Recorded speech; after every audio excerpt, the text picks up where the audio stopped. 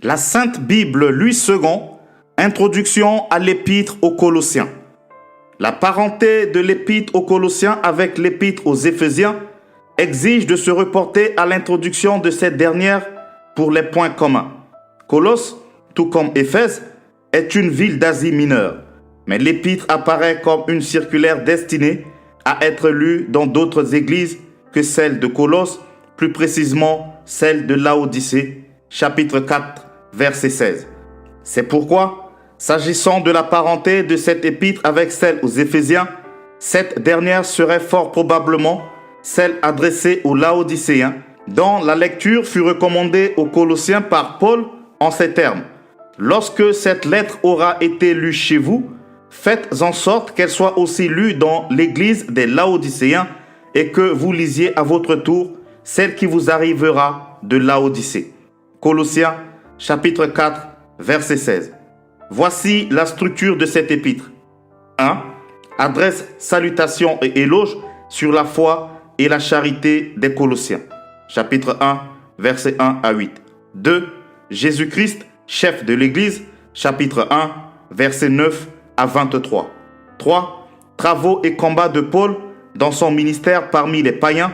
Chapitre 1, verset 24 jusqu'au chapitre 2, verset 3. 4. Avertissement contre les fausses doctrines au chapitre 2, verset 4 jusqu'au chapitre 3, verset 4. 5.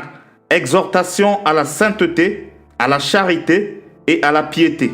Chapitre 3, versets 5 à 17. 6. Devoirs domestiques. Chapitre 3, verset 18 jusqu'au chapitre 4, verset 8. 7. Envoi de Tychique et Onésime et salutation finale. Chapitre 4, versets 9 à 18. La petite ville appelée Colosse en Phrygie occidentale jouissait d'une relative prospérité due principalement à l'élevage des moutons, ce qui est rapporté en chapitre 1, verset 7 et chapitre 4, verset 12 à 13, suggère que l'église de Colosse fut fondée par un compagnon de Paul, Épaphras, et non par lui-même. Mais la mission de Paul dans cette région a certainement eu des retentissements. Paul écrit quand il est en prison, mais comme pour l'épître aux Philippiens, on ignore le lieu exact de son emprisonnement, ce qui a des conséquences sur sa date de rédaction. Le but de l'épître est une mise en garde contre l'hérésie dont la communauté est menacée sur le plan aussi bien doctrinal que moral. Prenez garde que personne ne fasse de vous sa proie par la philosophie et par une vaine tromperie, s'appuyant sur la tradition des hommes, sur les rudiments du monde et non sur Christ. Chapitre 2, verset 8, voire aussi chapitre 2, verset 10. Vous avez tout pleinement en Christ qui est le chef de toute domination et de toute autorité. Au-delà des problèmes de communauté propres à chaque épître, celle aux Colossiens a donc une grande importance parce qu'elle expose l'œuvre universelle du Christ.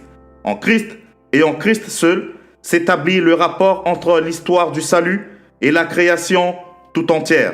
Une singulière parenté littéraire existe entre l'épître aux Colossiens et celle aux Éphésiens. Elle a trait en particulier à la nature des thèmes qui sont traités dans l'une et l'autre. On peut en faire une présentation synoptique. À titre d'exemple, Christ est la tête de l'Église qui est son corps. Chapitre 1, verset 18. Voire aussi Éphésiens, chapitre 1, verset 22. Les relations mari et femme, enfants et parents au chapitre 3, verset 18 à 21. Voire Éphésiens, chapitre 5, verset 21 au chapitre 6, verset 4. Les relations esclaves et maîtres, chapitre 3, verset 22 au chapitre 4, verset 1. Voire Éphésiens, chapitre 6, verset 5 à 9. On s'aperçoit ainsi que l'ecclésiologie domine le message doctrinal des deux épîtres. Toutefois, le vocabulaire des deux est différent. On peut donc logiquement penser concernant leurs auteurs que l'une serait l'œuvre du rédacteur final qui aurait utilisé l'autre. Épître aux Colossiens, chapitre 1er. Adresse et salutation. Paul, apôtre de Jésus-Christ, par la volonté de Dieu, et le frère Timothée, aux saints et fidèles frères en Christ qui sont à Colosse. Que la grâce et la paix vous soient données de la part de Dieu notre Père. Foi et charité des Colossiens, prière de l'apôtre pour leur progrès spirituel, Jésus-Christ, auteur de notre rédemption, image du Dieu invisible, créateur de toutes choses et chef de l'Église. Nous rendons grâce à Dieu, le Père de notre Seigneur Jésus-Christ, et nous ne cessons de prier pour vous, ayant été informés de votre foi en Jésus-Christ et de votre charité pour tous les saints, à cause de l'espérance qui vous est réservée dans les cieux, et que la parole de la vérité, la parole de l'Évangile vous a précédemment fait connaître. Il est au milieu de vous et dans le monde entier. Il porte des fruits et il va grandissant, comme c'est aussi le cas parmi vous, depuis le jour où vous avez entendu et connu la grâce de Dieu, conformément à la vérité, d'après les instructions que vous avez reçues d'Épaphras, notre bien-aimé compagnon de service, qui est pour vous un fidèle ministre du Christ et qui nous a appris de quelle charité l'Esprit vous anime. C'est pour cela que nous aussi, depuis le jour où nous avons été informés, nous ne cessons de prier pour vous et de redemander que vous soyez remplis de la connaissance de sa volonté en toute sagesse et intelligence spirituelle, pour marcher d'une manière digne du Seigneur et de lui être entièrement agréable, portant des fruits en toutes sortes de bonnes œuvres et croissant par la connaissance de Dieu, fortifiés à tous égards par la puissance glorieuse, en sorte que vous soyez toujours et avec joie, persévérants et patients. Rendez grâce au Père qui vous a rendu capable d'avoir part à l'héritage des saints dans la lumière, qui nous a délivrés de la puissance des ténèbres et nous a transportés dans le royaume du Fils de son amour, en qui nous avons la rédemption, la rémission des péchés. Il est l'image du Dieu invisible, le premier-né de toute la création, car en lui ont été créées toutes les choses qui sont dans les cieux et sur la terre, les visibles et les invisibles, les trônes, dignités, domination, autorité. Tout a été créé par lui et pour lui. Il est avant toute chose et toute chose subsiste en lui. Il est la tête du corps de l'Église. Il est le commencement, le premier-né d'entre les morts, afin d'être en tout le premier. Car Dieu a voulu que toute plénitude habitât en lui. Il a voulu par lui réconcilier tout avec lui-même, tant ce qui est sur la terre que ce qui est dans les cieux, en faisant la paix par lui, par le sang de sa croix. Et vous, qui étiez autrefois étrangers et ennemis par vos pensées et par vos mauvaises œuvres, il vous a maintenant réconciliés par sa mort dans le corps de sa chair, pour vous faire paraître devant lui saint, irrépréhensible et sans reproche, si du moins vous demeurez fondés et inébranlables dans la foi, sans vous détourner de l'espérance de l'Évangile que vous avez entendu, qui a été prêché à toute créature sous le ciel, et dont moi, Paul, j'ai été fait ministre. Travaux et combats de Paul dans son ministère parmi les païens. Je me réjouis maintenant dans mes souffrances pour vous, et ce qui manque aux souffrances de Christ, je l'achève en ma chair, pour son corps qui est l'Église. C'est d'elle que j'ai été fait ministre, selon la charge que Dieu m'a donnée auprès de vous, afin que j'annonçasse pleinement la parole de Dieu, le ministère caché de tout temps et dans tous les âges, mais révélé maintenant à ses saints, à qui Dieu a voulu faire connaître quelle est la glorieuse richesse de ce ministère parmi les païens, savoir Christ en vous, l'espérance de la gloire. C'est lui que nous annonçons, exhortant tout homme et instruisant tout homme en toute sagesse, afin de présenter à Dieu tout homme devenu parfait en Christ. C'est à quoi je travaille en combattant avec sa force qui agit puissamment en moi. Colossiens, chapitre 2. Je veux en effet que vous sachiez combien est grand le combat que je soutiens pour vous et pour ceux qui sont à Laodicée et pour tous ceux qui n'ont pas vu mon visage en la chair, afin qu'ils aient le cœur rempli de consolation, qu'ils soient unis dans la charité et enrichis d'une pleine intelligence pour connaître le mystère de Dieu, savoir Christ, mystère dans lequel sont cachés tous les trésors de la sagesse et de la science. Avertissement contre les fausses doctrines. Je dis cela afin que personne ne vous trompe par des discours séduisants, car je suis absent de corps, je suis avec vous en esprit, voyant avec joie le bon ordre qui règne parmi vous et la fermeté de votre foi en Christ. Ainsi donc, comme vous avez reçu le Seigneur Jésus-Christ, marchez en lui, étant enracinés et fondés en lui, et affermis par la foi d'après les instructions qui vous ont été données, et abondez en actions de grâce. Prenez garde que personne ne fasse de vous sa proie par la philosophie et par une vaine tromperie, s'appuyant sur la tradition des hommes, sur les rudiments du monde et non sur Christ. Car en lui habite corporellement toute la plénitude de la divinité. Vous avez tout pleinement en lui, qui est le chef de toute domination et de toute autorité. Et c'est en lui que vous avez été circoncis d'une circoncision que la main n'a pas faite, mais de la circoncision de Christ, qui consiste dans le dépouillement du corps de la chair. Ayant été ensevelis avec lui par le baptême, vous êtes aussi ressuscités en lui et avec lui, par la foi en la puissance de Dieu, qui l'a ressuscité des morts. Vous qui étiez morts par vos offenses et par l'incirconcision de votre chair, il vous a rendus à la vie avec lui, en nous faisant grâce pour toutes nos offenses. Il a effacé l'acte dont les ordonnances nous condamnaient et qui subsistait contre nous, et qu'il a détruit en le clouant à la croix. Il a dépouillé les dominations et les autorités et les a livrées publiquement en spectacle en triomphant d'elles par la croix. Que personne donc ne vous juge au sujet du manger ou du boire ou au sujet d'une fête, d'une nouvelle lune ou des sabbats. C'était l'ombre des choses à venir, mais le corps est en Christ.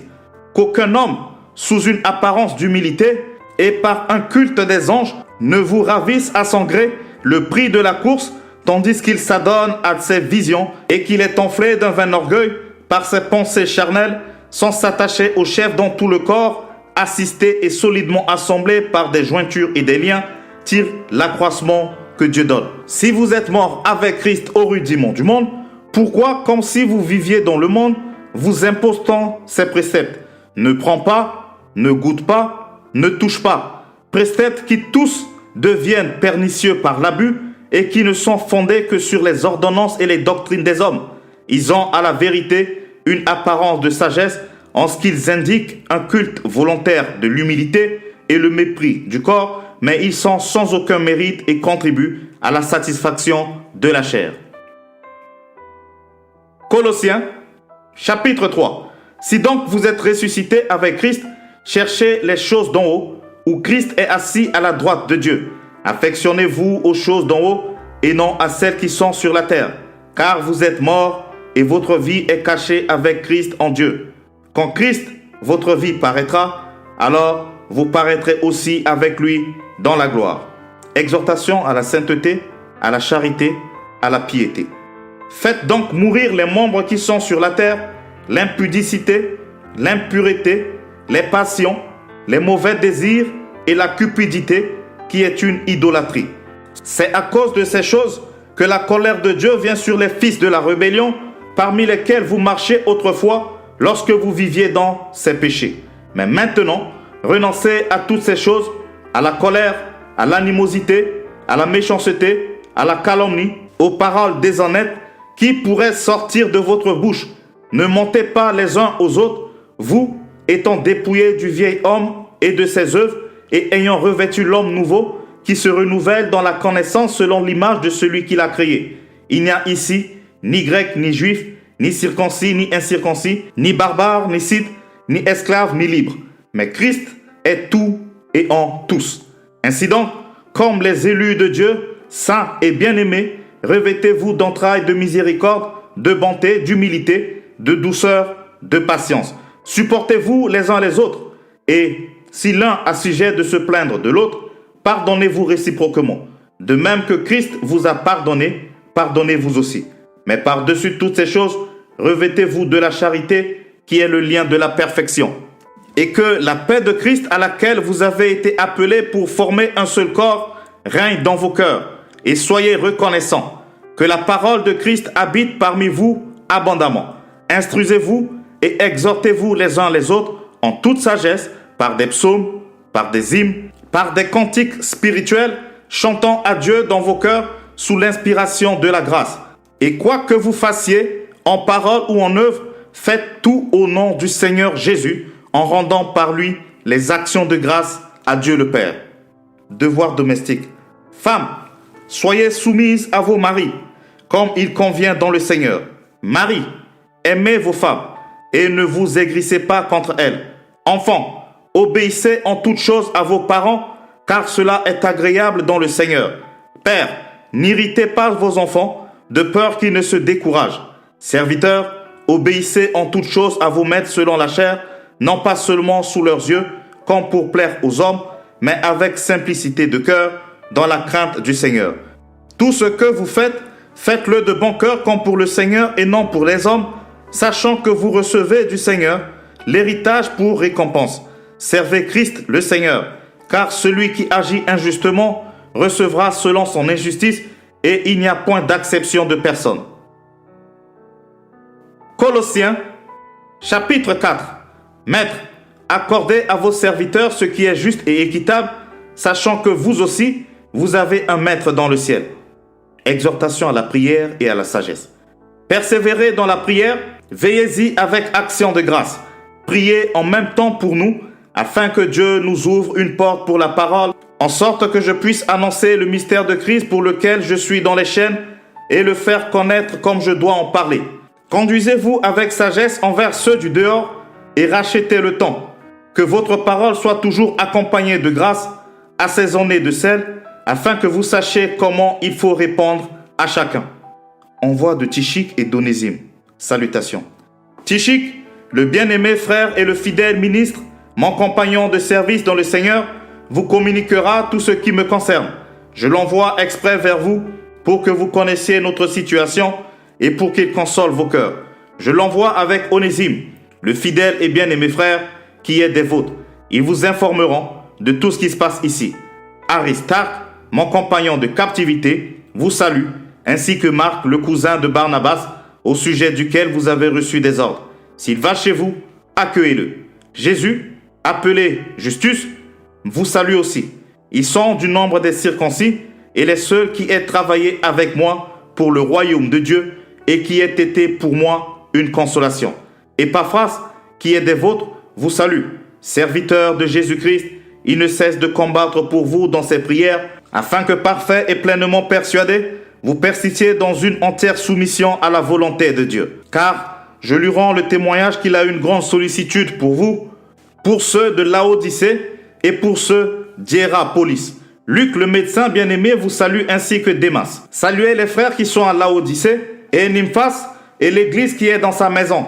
Lorsque cette lettre aura été lue chez vous, faites en sorte qu'elle soit aussi lue dans l'église des Laodicéens et que vous lisiez à votre tour celle qui vous arrivera de Laodicée. Et dites à Archippe, prends garde au ministère que tu as reçu dans le Seigneur afin de le bien remplir. Je vous salue, moi Paul, de ma propre main. Souvenez-vous de mes liens. Que la grâce soit avec vous.